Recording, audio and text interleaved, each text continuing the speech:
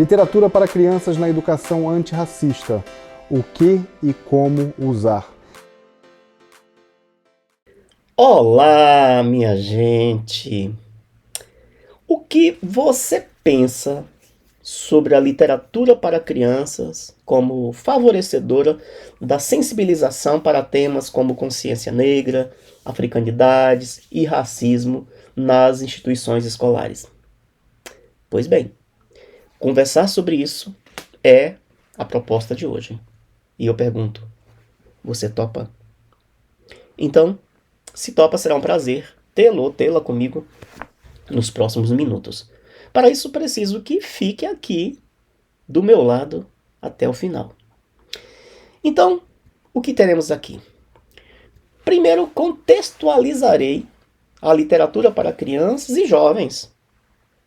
E, em seguida, apresento sugestões de atividades didáticas relacionadas à articulação desta literatura com uma educação antirracista, como um instrumento superpoderoso na desconstrução dessa prática hedionda. Depois, na ousadia de lhe oferecer uma curadoria razoável de obras sobre o tema, eu trago um elenco de obras que cumprem esse desafio de forma crítica e eu finalizo apresentando também uma lista de livros que merecem extremo cuidado, sobretudo merecem ser submetidos a uma contextualização extremamente cuidadosa, sob pena de gerarem efeitos danosos, efeitos contrários, e fortalecerem a luta antirracista. Livros, minha gente, livros são espelhos dos seus tempos, e como tal, envelhecem. E por envelhecerem, precisam de um trato cuidadoso. E se você não se sentir confortável para esta ação, é recomendável que não os use. Muito bem, todos sabem que a literatura para crianças exerce sim um papel essencial para uma educação crítica e efetivamente inclusiva, desde o início da escolarização. Então, vamos lá. Mas antes de tudo é preciso lembrar que trabalhar essa temática, literatura na escola, nessa pegada das nossas ancestralidades, é também cumprir o que determina a lei, sobretudo a Lei 10.639 de 2003, que determina, não é que recomenda, determina o ensino de história e cultura afro-brasileira e africana nas nossas escolas. Mas é preciso ter critérios muito apurados para que não se promova um efeito reverso. A partir daí, preciso dizer que defendo que bons livros literários nessa temática devem permitir que todas as crianças tenham possibilidades de fruir e também de perceber a importância de respeitar e valorizar a diversidade cultural e étnica desde cedo. Deve favorecer que estudantes negros fortaleçam a sua autoimagem e deve cumprir o papel de desconstruir preconceitos e estereótipos raciais. Portanto, não serve qualquer tipo de livro. E os critérios de tais escolhas, eu reconheço, não são nada fáceis, mas é possível fazermos alguns filtros desse material.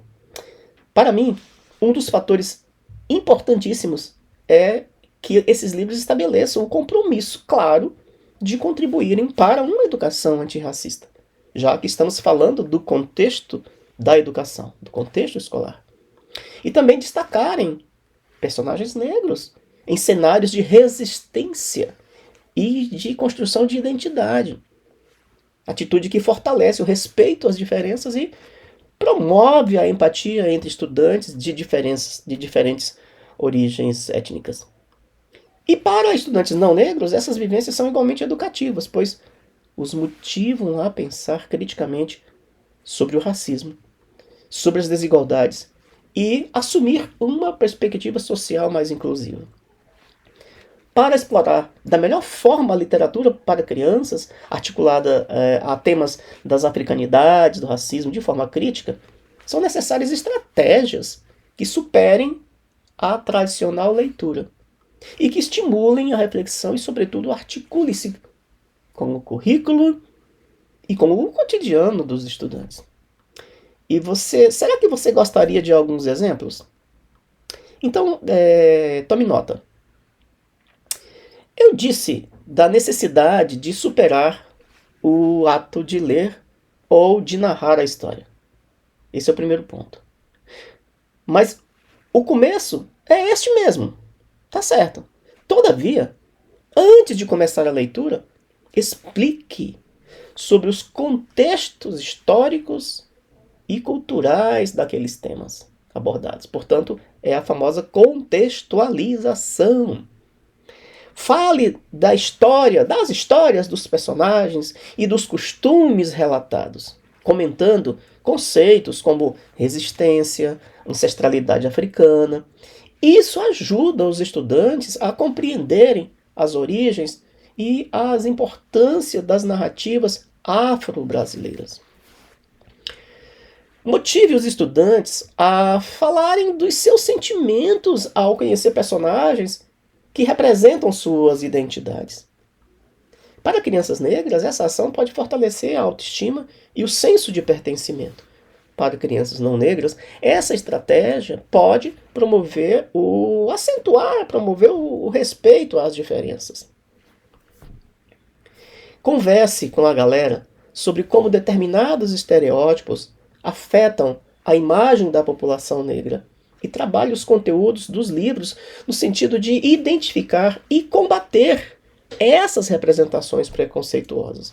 Por exemplo, ressalte como figuras de heróis negros em contos africanos desafiam estereótipos negativos, como, por exemplo, Anansi, o deus aranha, o guerreiro Zulu, o deus Ogum, e outros tantos. E trazendo para o nosso território, claro, o casal de guerreiros Zumbi e Dandara.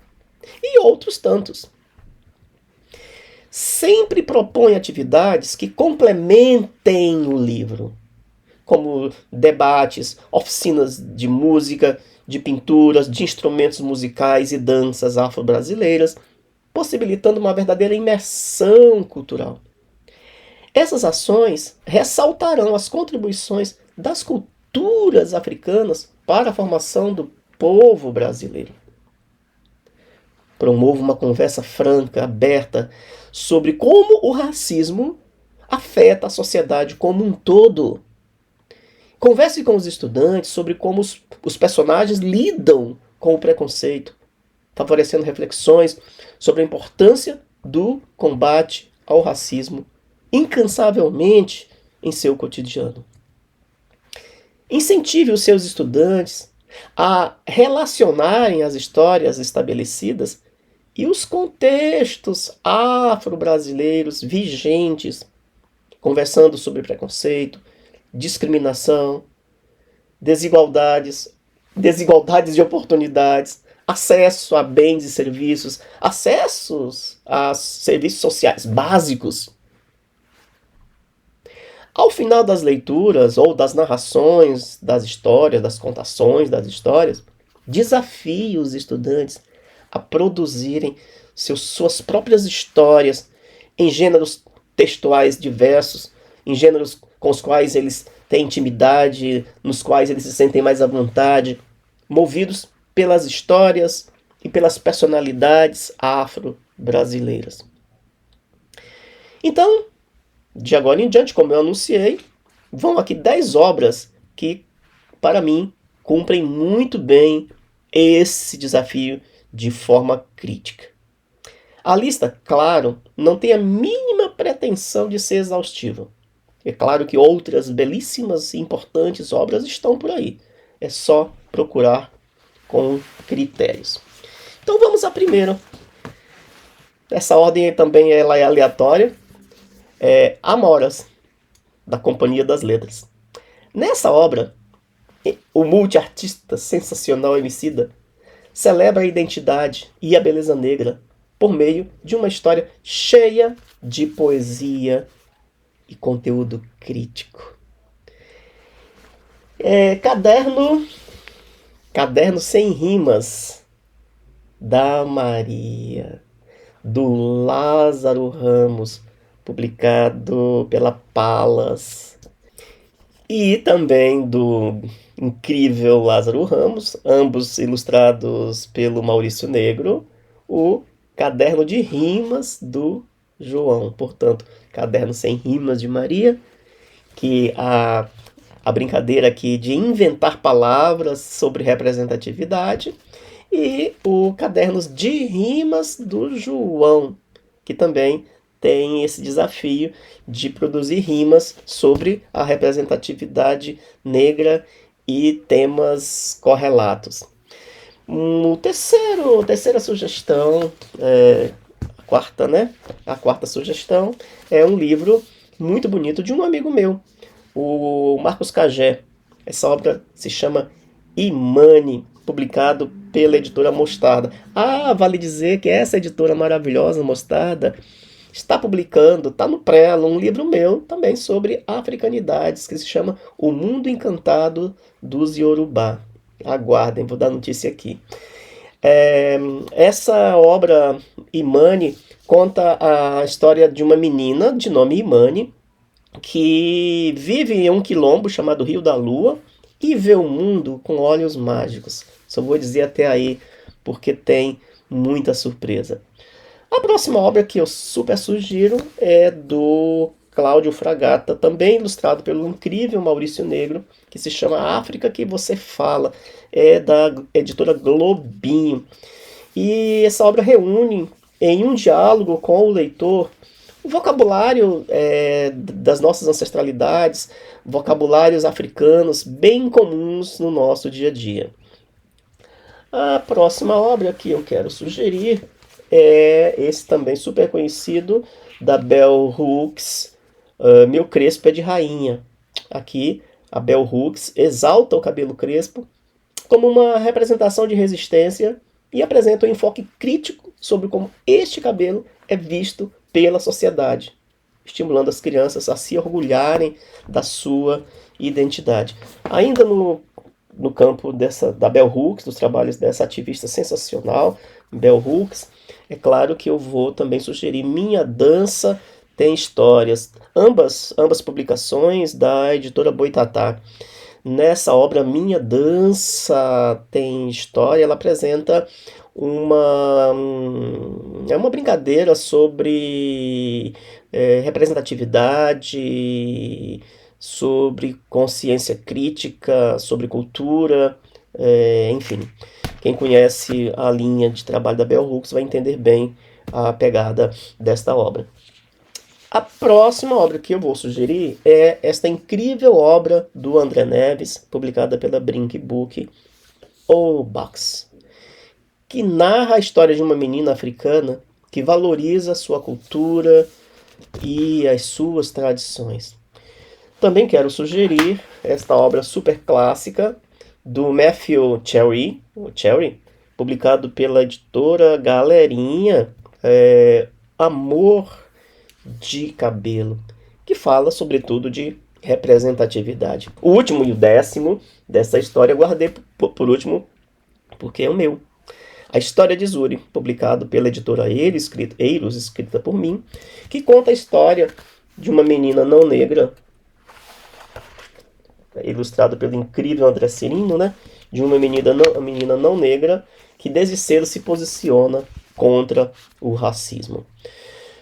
Bem, agora o reverso da moeda. Como eu disse na introdução, livros, como qualquer coisa viva, livros envelhecem.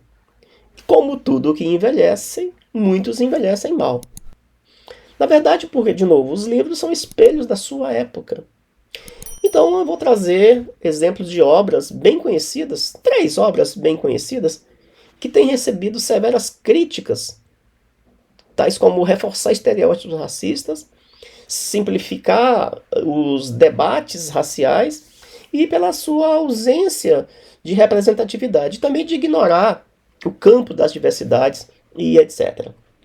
Mas olha, eu quero dizer que eu não sou favorável de forma alguma às políticas de cancelamento das obras clássicas em tempos de redes sociais. Por isso eu recomendo prudência apenas e, sobretudo, insisto, nas contextualizações extremamente cuidadosas dessas obras. A primeira é o famosérrimo Menina Bonita do Laço de Fita, de Ana Maria Machado. Então veja, sobre a época, né? Esse livro é de 1986. Então, sobre esse livro, as críticas se sustentam, sobretudo, no foco que a história dá à aparência física, que há também uma simplificação dos debates raciais. E também porque a história passa ilesa pelo contexto social, cultural em que essa menina bonita do laço de fita vive. Ou seja, as críticas levantam que esta obra reforça, dentre outras coisas, o estereótipo de que a beleza física é o valor mais importante. Tomemos muito cuidado. A segunda obra é a belíssima Arca de Noé, de Vinícius de Moraes, lá de 1993. As críticas a essa obra repousam, sobretudo, na falta de diversidade nas ilustrações e na narrativa, sobretudo considerando a riqueza cultural e étnica do Brasil. A terceira obra é o Sítio do Pica-Pau Amarelo, Monteiro Lobato, talvez o alvo das críticas mais intensas, mais severas sobre racismo na obra. Agora, entendam, o Sítio do Pica-Pau Amarelo, ele foi produzido e publicado entre 1920 e 1947. Retrato de uma época. E ele tem sido, desde os seus primórdios, extremamente criticado por racismo e estereótipos raciais, inclusive pelo próprio histórico do Monteiro Lobato de ser um eugenista. Eu disse 3, mas na verdade são 4, porque eu quero incluir um clássico também, a obra chamada Tintim. Na verdade é uma coleção, mas especificamente é essa obra, Tintim no Congo. É de um autor belga, o Hergé, e publicado, olha, em 1931. Eu faço questão de abordar essa obra porque, embora ela seja uma publicação belga, ela está em atual e permanente circulação no Brasil. Ela continua sendo muito vendida nos marketplaces da vida. E as críticas sobre Tintim no Congo são, sobretudo, sobre o seu conteúdo, que de fato basta ler, né? Essa obra está disponível nas redes sociais. Tem nos marketplaces, mas vocês podem encontrar várias resenhas, vários resumos deles nas internet da vida. Então, as críticas são que tem um conteúdo extremamente racista, desumanizador, colonialista e fortalece estereótipos sobre os africanos. Eu quero dizer que eu conheço essa obra e que eu já li várias vezes, de trás para frente, da frente para trás, e hei de concordar com todas essas críticas. Mas, novamente, vamos ver a situação, né, do contexto da época. A própria editora, em edições sucessivas, publicou um encarte fazendo essa contextualização. Nessa obra, o personagem Tintim, que é um jornalista, ele representa um jornalista belga, na verdade, a personagem é um jornalista belga que representa ali o colonizador belga como superior e responsável por civilizar um livro inteiro. Então é lembrar que o Congo fora colônia belga por muito tempo. Então o livro é isso, continua vastamente distribuído no Brasil. No Brasil é publicado ainda pela Companhia das Letras, e, como eu disse, contestado desde que veio ao mundo, nunca essas críticas vieram depois, né? Assim como o próprio Sítio do Pica-Pau Amarelo. As críticas ao Sítio do Pica-Pau Amarelo não são recentes. Desde que a obra veio ao mundo, no caso brasileiro, Monteiro Lobato tem sido contestado. Da mesma forma, Tintim. Ele é contestado desde 1931. O que me revolta, na verdade, é que o livro foi declarado não racista em 2012. E adivinha por quem? Pela justiça belga. E aí não vale, né, minha gente? Então, olha, obras dessa natureza, ressalto, merecem muito, muito cuidado. Torno a frisar, se você não se sentir à vontade ou seguro ou segura para fazer uma contextualização severa que justifique a sua escolha, é melhor não utilizá-las. Mas ainda há um universo incalculável de livros que apenas são perigosamente ruins. Mesmo. E sobre esses eu me nego até a comentar. Então, pois bem, a literatura infantil é uma ferramenta super potente e essencial para contribuir com uma educação antirracista, promovendo desde cedo a valorização das culturas afro-brasileiras e africanas e incentivando o respeito à diversidade. Explorar criticamente obras literárias nas escolas, com base nessas temáticas, à luz dessas temáticas, não apenas cumpre a legislação educacional, como fortalece uma consciência social e histórica. Possibilita que as crianças de qualquer etnia compreendam a importância da diversidade e de se desconstruir estereótipos.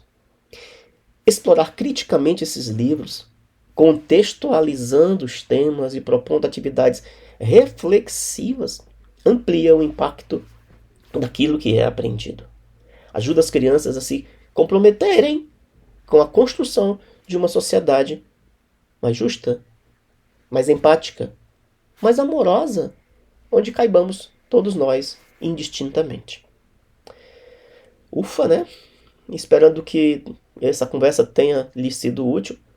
Agora é a vez de lhe pedir que registre a sua opinião aqui nos comentários. E já compartilhe correndo nas suas redes e nos seus grupos. Se você ainda não deu aquele joinha, olha, eu ainda estou esperando. E se você ainda não é inscrito, por favor, o faça. Assim eu posso prosseguir lhe abastecendo de informações e de cultura de qualidade social. Peço também que conheça as minhas obras e as minhas palestras no meu website simondemiranda.com.br. E, por favor, dê uma passadinha no meu perfil no Instagram, @SimãoDeMiranda. E é claro que temos que terminar com o bordão. Sigamos esperançando.